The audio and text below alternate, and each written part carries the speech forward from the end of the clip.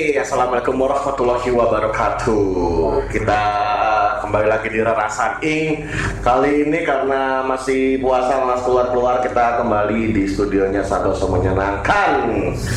Dan pada kali ini saya kedatangan tamu senior, suhu dosen yang sempat mengeluarkan saya, menyuruh saya mengulang, memberi saya nilai D, gitu kan, dan akhirnya saya ngulang mata kuliahnya 1 semester, kayak gitu. Langsung aja dari brandpreneur nih, Mas Edi SL. Matur nuwun. Soalnya kok dendam. Selalu tak ngomong kayak gitu, itu yang ingat-ingat ya gitu loh. Tahu itu ya. Pacuan gitu. Maksudnya apa? Pecutan. Okay. Kalau ya aku kudu, karena zaman segitu aku belum menemukan asiknya iklan. Oh, aduh. Oh ya, dulu tuh produksi iklan ya dulu ya. Iklan cetak. Produksi iklan cetak gitu. Dan saya dikasih nilai D oleh beliau.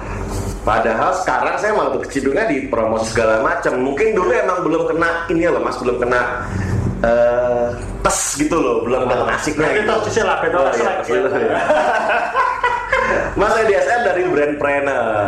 Siap. Kayak gitu. Sehat Mas Edi? Alhamdulillah, hiraubil alamin. Sehat ya.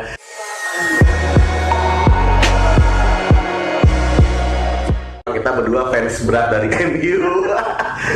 ada cerita juga. Dulu waktu kuliah, ada seorang kreatif freelancer dari Jakarta terkenal mengisi di salah satu kayak seminar gitu kita. Waktu itu ya dia mencelutuk kalau ya intinya kalau kamu mau pinter iklan, nggak usah belajar di iklan. Oke. Iya, dulu kayak gitu ngomong kalau nggak salah. Kalau kamu mau jadi orang iklan, kamu harusnya belajarnya di psikologi, ekonomi, nggak perlu kamu advertising gitu. Dan sesaat setelah kalimat itu terucapkan, beliau ini langsung walk out, dari ruang seminar. Saat itu lagi rame dia walk out, Mas Edi walk out. Dan ketika ditanyain, kemarin kesinggung ya gara-gara ini ya, jawabannya adalah enggak, MU main. Iya, aku ingat gue. Masih ingat kamu kan? Wah, ini kesinggung nih, kesindir nih dosen nih. Mas, kemarin kenapa lo kesinggung ya? Enggak, MU main kok. Emang bener MU main saat itu hari Minggu. Saya ingat tuh jam 9. Iya. Kacau. Ya, Pak. Mas, apa namanya? Lagi sibuk brandpreneur kan? Ya. Dan terbarunya adalah podcast Deso. Podcast desa. Ya. Diceritain dulu dong, podcast desa itu apa?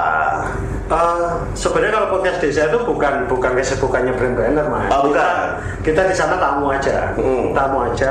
Mengisi kontennya sana. Sana. Kolaborasi lah, kayak dengan Santoso Menyenangkan. Iya. Nah, jadi kenapa brandpreneur kemudian juga hadir di podcast desa? Ya itu kan sebenarnya waktu awal-awal pandemi tahun lalu, kebetulan kan saya juga sempat aktif di komunitas mereka.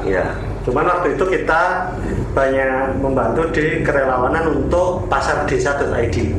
Pasardesa.id. Oke. Lalu pasardesa.id ini kan lingkupnya di sana ya. Itu ada Yayasan Sanggar Inovasi Desa.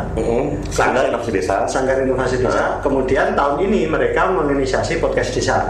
Desa itu. Lalu di Agustus 2020 kebetulan saya juga sempat nulis tentang branding desa di Jempol Milenial.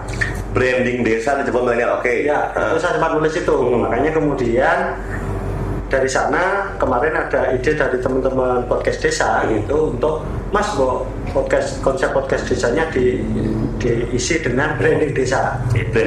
Oke. Ya, jadi sebenarnya itu sih bukan kemudian brandpreneur ada di podcast desa sebagai salah satu di balik layarnya, enggak. Kolaborasi untuk konten aja. Oke.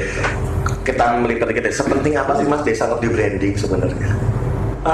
Sebenarnya itu mirip kegelisahan saya tahun 2008. 2008 saya sempat gelisah tentang branding UKM. Oke. Ya, waktu itu saya merasa di Indonesia ya UKM belum punya kesadaran branding yang ini ya, yang seperti sekarang gitu.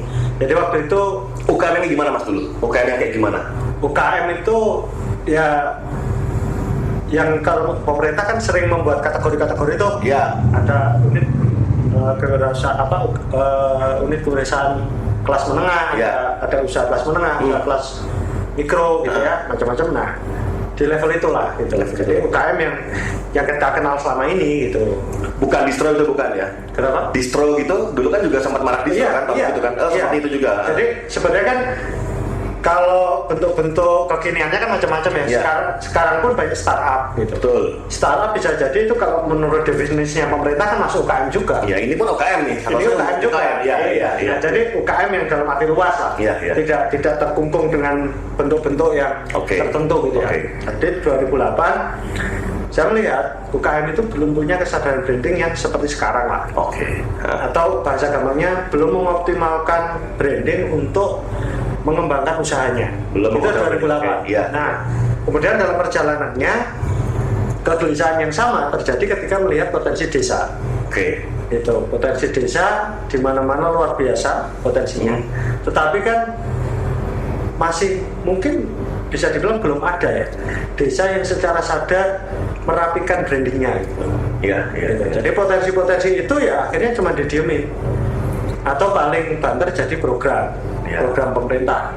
Tapi kan ya maaf ya tanpa mengurangi rasa hormat saya ke pemerintah ya. Tapi sering sekali kan program-program pemerintah ini kan ya sudah yang penting programnya dilaunching, diresmikan, selesai. Pakai seremonial gitu kan. Betul kan? Gitu kan? Rata-rata kan gitu. Yang penting sudah diresmikan, sudah menghadirkan pejabatnya gitu. Nah, itu selesai. Tantangan. Nah, tantangan selesai. Sayang sekali gitu. Nah, akan menarik kalau itu dirapikan dengan branding desa yang melibatkan warganya. Nah, saat itu kegelisahan saya tentang branding desa itu muncul sekitar tahun-tahun mungkin 2010 ya.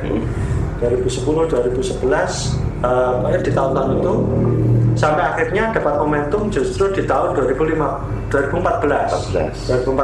tahun setelah itu, Ya, 6 tahun setelah kegelisahan branding UKM.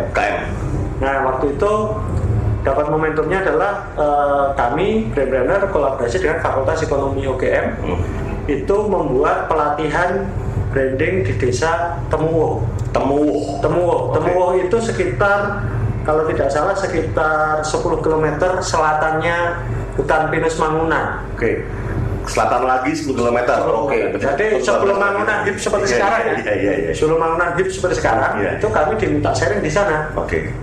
Waktu itu ya mungkin bahasanya belum branding desa ya. Saya belum menggunakan istilah branding desa. Tapi waktu itu saya mengistilahkan brand planner masuk desa. Jadi kita sharing ke ibu-ibu, Mas. Di sana ada ibu-ibu yang ditinggal suaminya jualan kusen. Jadi Temuwuh itu bapak-bapaknya Mas Harga itu keluar desa untuk jualan kusen keliling sampai ke Bali. Dan itu jalan kaki. Beneran Mas. Jadi bukan jalan kaki. Maksudnya jalan kaki gini. Bukan mereka bawa mobil mobil pickup, nggak mampu mereka. Jadi modelnya mereka turun dari Temuwuh ke kota Jogja itu pakai motor, kanan kirinya itu kusen. Jadi kalau teman-teman yang ada yang nyimak ini kalau pengen tahu itu kalau ke Mangunan perhatiin aja. Kalau pada wisata ke Mangunan perhatiin, nanti pasti pernah papasan sama bapak-bapak yang bawa kusen yang bawa kusen itu. Sampai sekarang masih ada berarti ya? Masih ada. Nah itu turun ke kota, nanti motornya dititipin di mana? Nah, dia jalan. Itu jalan. Nanti sampai Klaten misalnya laku, ya sudah berkurang 1. Timur lagi. Ke timur lagi. Kalau nggak laku, nah itu dia akan sampai Bali. Tapi tidak sepenuhnya jalan kaki. Nanti biasanya dia numpang di truk. Jadi truk istilahnya truk balen, Mas. Jadi truk misalnya dari Jawa Timur, dari Bali gitu ya, masuk kalau dari Banyuwangi misalnya masuk Jeruk gitu ya, atau dari Jember masuk Jeruk balik lagi kan balik kosong nah kadang ada isiannya kan nggak seberapa kadang penuh kadang nggak nah pas nggak penuh itulah biasanya teman-teman truk ini nawarin orang-orang Temuwuh ini naik Mas di situ nanti dia ikut ya sampai truknya ke timurnya kemana nggak tahu bayarnya kopi aja karena teman-teman sopir sudah paham, sudah paham, sudah Temuwuh ini ya maaf ya waktu itu gitu ya tahun 2014, 2015 waktu saya sharing dengan mereka waktu kita dampingin mereka itu ya nggak punya Mas uang untuk bayar dagangannya metruk itu wah berapa gitu. Makanya kemudian masa baliknya lagi ke desa ini lama. Sebulan paling Enggak lebih. tahu ya, lama Ya? beberapa bulan memang. Nah, selama beberapa bulan ini ibu-ibu di Kampung Temuwo ini terus gimana? Iya. Makanya kemudian waktu itu Pak Lurah sama istrinya ini maaf saya lupa Pak namanya. Bu Lurah lah ya. Ya Pak Lurah dan Bu Lurah ini suami istri ini punya inisiasi untuk mengoptimalkan potensi ibu-ibu di Temuwo. Agar tetap bisa berproduktif ketika tinggal suaminya ya. Ketika tinggal suaminya secara ekonomi aman dan ada kesibukan. Artinya kesibukan yang produktif tidak sekedar yang ala orang kenal ya. Kalau ibu rumah tangga itu kemudian kan yang dianggap kesibukannya hanya merawat anak, hanya masak, hanya nyuci. Padahal kan yang disebut hanya ini itu sebenarnya vital. Betul. Ada peran-peran vital ibu kita di rumah itu yang orang kemudian seolah-olah kurang menghargai lah, kurang mengapresiasi. Nah, maka kemudian waktu itu ada pelatihan itu Mas. Kita kolaborasi dengan Fakultas Ekonomi UGM sama Ekrol Ubi Ungu Sasa. Ekrol Ubi Ungu Sasa, oke. di Jogja. Nah, jadi waktu itu kalau nggak salah namanya Mbak Iva yang punya Ekrol Ubi Ungu ini. Mbak Iva memberi pelatihan cara bikin ekrol, lalu kami memberi pelatihan untuk brandingnya. Oke. Nah, itulah momentum brand-brander masuk desa. Yang kemudian kalau sekarang sih saya bahasakan yang gampang branding desa. Branding desa. Iya. Oke. Nah, Gitu. sebelumnya Mas Edi ini kan berkecimpung di bola-bolaan. Ya, Piala Coca-Cola segala macam dulu, motor-motor dulu tadi sempat bersinggungan waktu soal SCE megang lisensi segala macam itu. Piala Dunia kalau nggak salah itu ya. Piala Dunia. Dan akhirnya beralih ke brand planner nih, setelah dari sepak bola beralih ke brand planner. Itu kenapa sih awalnya? Apa karena emang dulu sempat mau dibunuh itu dulu? Ceritanya gitu. Tapi kayaknya yang mau dibunuh jangan dibahas. Iya. Gawat itu gawat.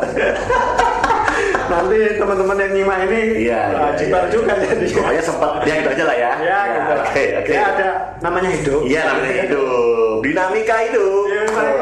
Oke, kenapa ke media akhirnya kayaknya aku mesti terjun di brand? Sebenarnya passion brand ini sudah ada jauh sebelum saya kenal sepak bola malah. Oke. Gitu. Jadi memang passion saya itu di brand, tapi waktu itu belum tahu ya kalau namanya brand. Jadi waktu itu ya taunya branding itu adalah logo lah gitu. Logo. Awal belajar saya awal kenal saya dengan branding ya pahamnya branding itu logo. Tapi setelah belajar logo ternyata ketemu loh. Kok bukan ya? Maksudnya brand bukan tidak sekedar logo. Oke. Gitu. Akhirnya belajar lagi, sempat belajar di advertising gitu ya, di dunia periklanan. Sama waktu itu juga memahaminya, wah jangan-jangan branding itu adalah advertising. Ternyata bukan. Advertising hanya salah satu tools salah satu tools di branding. Lalu belajar marketing lah gitu. Sama juga ketemu itu. Sampai akhirnya jalannya Tuhan kali ya, jalannya Gusti Allah itu saya malah ketemu banyak belajar branding melalui itu sepak bola. Malah dari sepak bola? Iya, dari sepak bola. Jadi pintunya ya sepak bola masuknya. Jadi malah sebenarnya kalau Arga bilang tadi bukan saya pindah ke brand gitu. Tapi pintu masuk saya mengenal branding lebih dalam justru sepak bola. Oke. Nah, momentumnya pun saya masih ingat kenapa kemudian saya punya momentum, wah ini saya harus pakai keyword brand planner gitu. Itu 1 Juli 2012. Sampai tanggalnya saya ingat ya. 1 Juli 2012. Kenapa? Karena waktu itu 1 Juli 2012 itu saya diundang oleh UNY, Universitas Negeri Jakarta, untuk menjadi salah satu pembicara seminar nasional mereka yang waktu itu bicara tentang industri olahraga.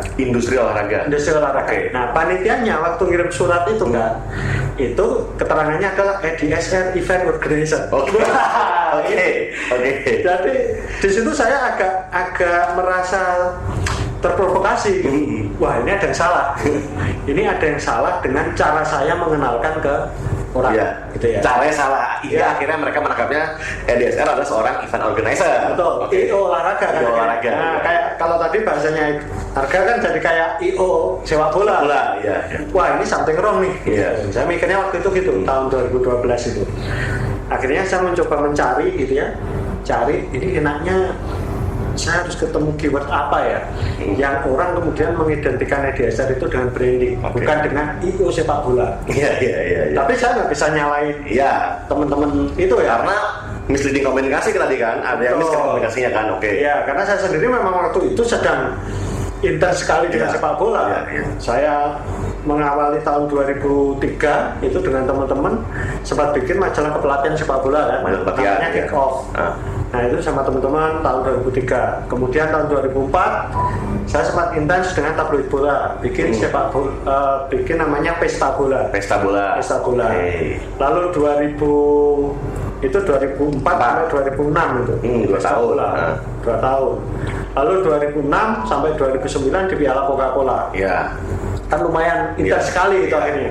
Nah bahkan setelah itu ya itu tadi sempat jualan lisensi nonton resmi FIFA Piala Dunia 2006 2010 lalu Liga Champions kita juga sempat nonton bareng. Arga waktu itu masih ngelola kafe ya kan? Kafe dulu di 2010 juga kafe juga waktu itu. Nah kan? Iya. Jadi waktu itu masih intens di sepak bola sehingga orang mindsetnya EDSR adalah IO sepak bola atau marketingnya dunia sepak bola. Nah padahal sebenarnya sepak bola ini buat saya waktu itu justru adalah tools untuk branding. Itu termasuk untuk klien saya, untuk klien kami pun itu adalah tools untuk brandingnya. Jadi itu adalah salah satu tools di branding. Kenapa? Karena kemudian sepak bola ini menjadi media untuk aktivasi. Kalau di brand ada istilah brand activation kan? Brand activation, sepak bola brand activation-nya. Ya, brand activation-nya ini berupa sepak bola. Nah disitulah kemudian saya mulai mencari sampai akhirnya ketemulah keyword brandpreneur. Karena saya pengen menyampaikan ke audiens gitu ya, ke target pasar saya gitu, bahwa brandpreneur adalah brand strategy for entrepreneur. Brand strategy for entrepreneur. Jadi sebenarnya concernnya di sana. Tapi toolsnya bisa apa aja? Bisa sepak bola, bisa konser musik, bisa buku, bisa bedah buku pun jadi aktivasi untuk brand. Misalnya ada brand rokok gitu, aktivasinya adalah musik kayak gitu ya. Nah, ngomong-ngomong brand rokok malah jadi ingat lagi nih. Apa? 2013 aku nyekel Intersport. Udah ada 11 kota. 11 kota itu. 11 kota. Itu kita combine antara sport dengan musik. Gitu. Jogja juga dapat kan ya? Dapat ya. Gubuk kan ya. Waktu itu kita pakai gubuk. Restus Puran. Nah, jadi itu combine antara si sport. Waktu itu kita pakainya futsal tapi. Nah, jadi Intersportnya waktu itu kita pakai Futsal Fest 2013. Jadi Intersport Futsal Fest 2013 itu kami juga yang ikut mengelola, itu di 11 kota, mulai Bandung sampai terakhir Jabodetabek. Termasuk Semarang, Solo, Jogja. Semarang berarti ya? Iya. Semarang. Sukabumi. Kenapa harus ada brand planner? Maksudnya apakah ada masalah di situ? Apa kayak tadi aku ngomongnya ini orang nangkapnya ini? Iya, kita pakai keyword brand planner karena ingin mulai menunjukkan concernnya kita ya.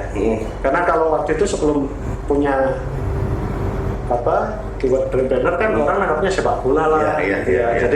Jadi ada yang geser gitu. Brandingnya jadi ketutup sepak bola. Padahal concern kita ini di branding. Jadi malah di IO-nya ya.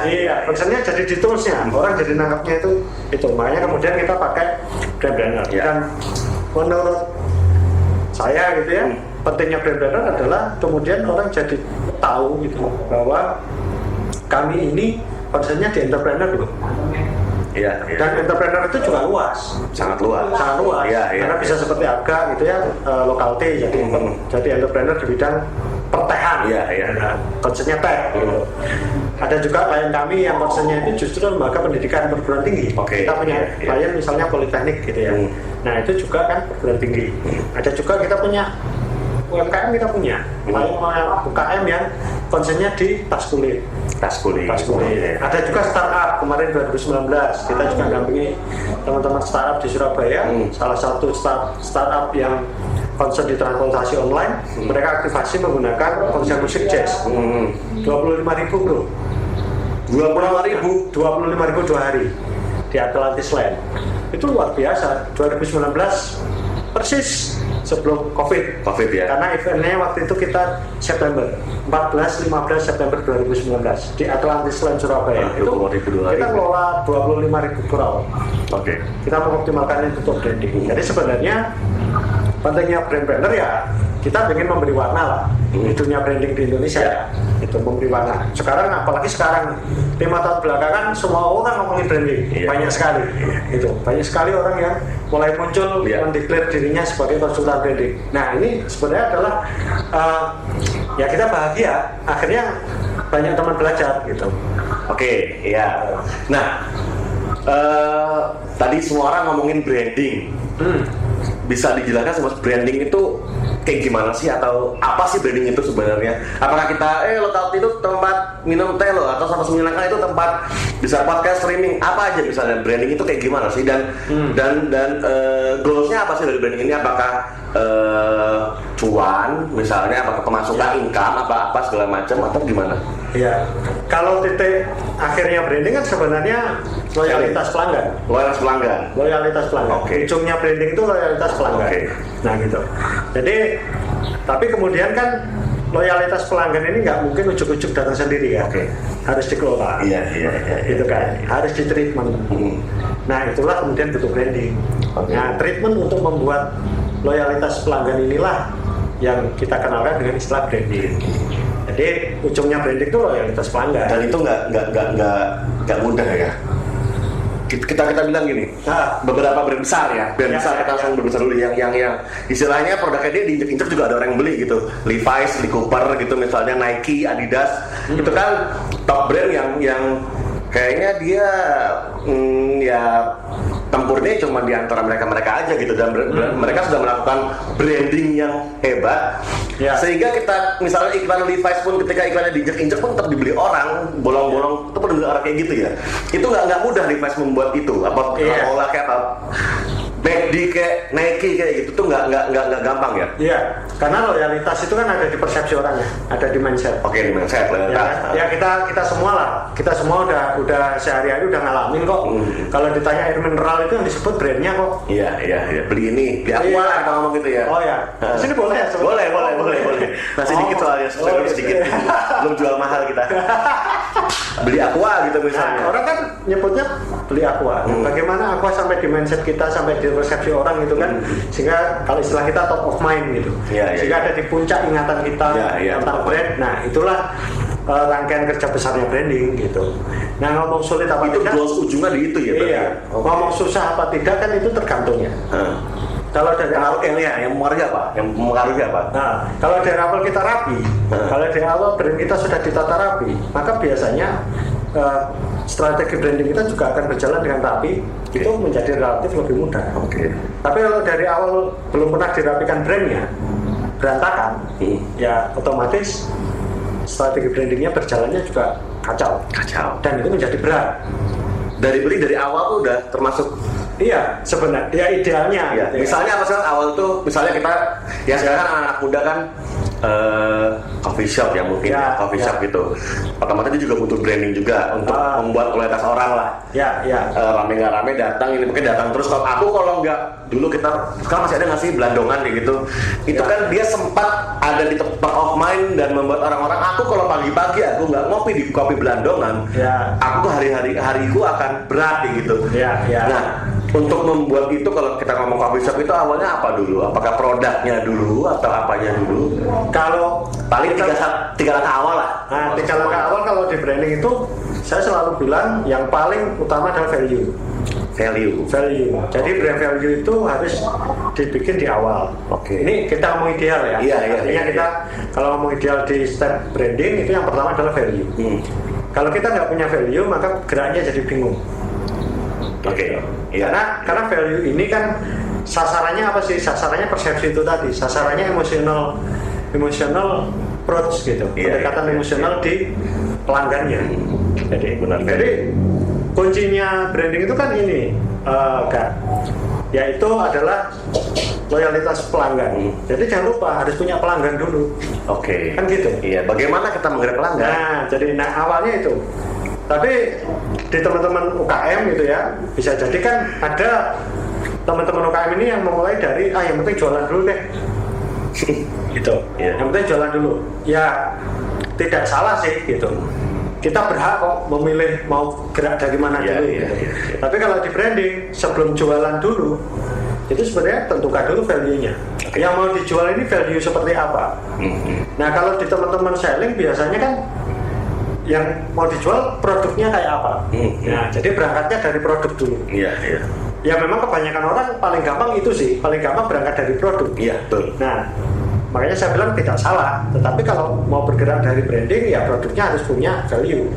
Oke, punya masalah nggak sih? Maksudnya gini, katanya kan kalau buat usaha itu harus ada permasalahan. Perlu nggak si produk ini dia adalah sebuah solusi atau ada masalah makanya jualannya ini atau makanya kita jual jasa ini karena ada masalah di sini. Perlu kayak gitu dulu nggak? Boleh juga, Tetapi intinya kan yang tadi agak sebut solusi tadi itu adalah value itu tadi kan.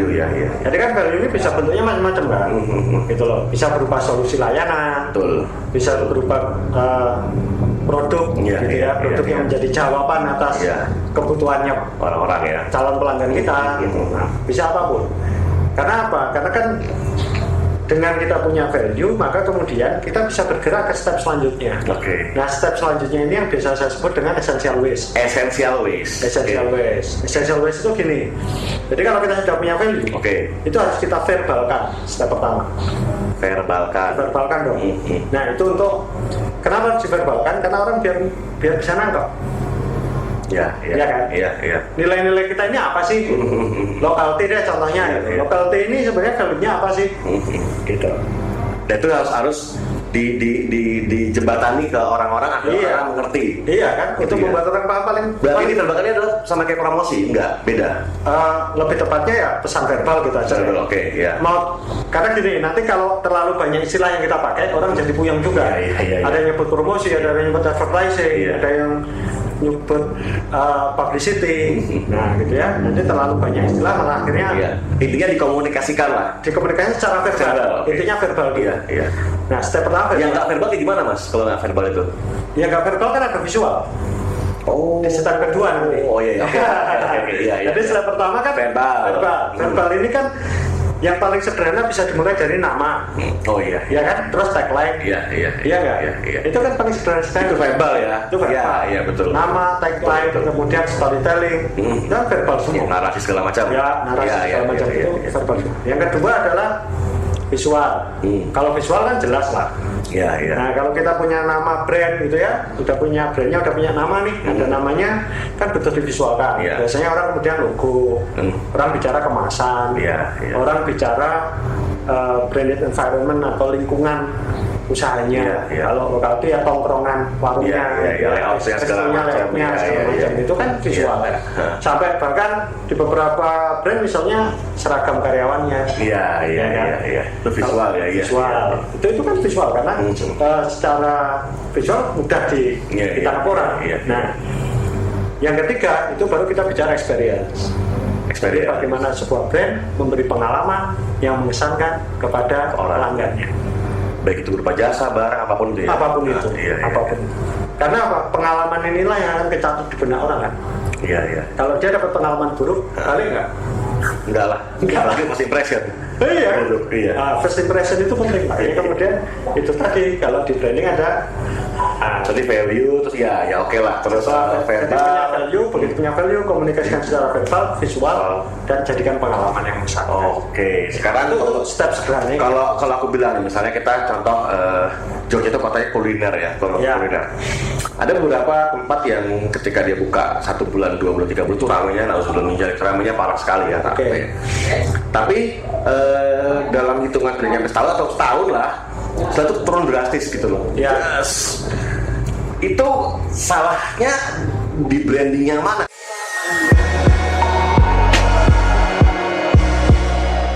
Kalau yang kasus sering terjadi ya di teman-teman kuliner itu biasanya rata-rata itu bergerak dengan selling tanpa kesadaran branding. Brand ambassador kita itu sebenarnya kan nggak sekedar artis-artis, Iya. tapi karyawannya teman-teman. Security pun bisa jadi. Iya, kalau punya kuliner ya pelayannya.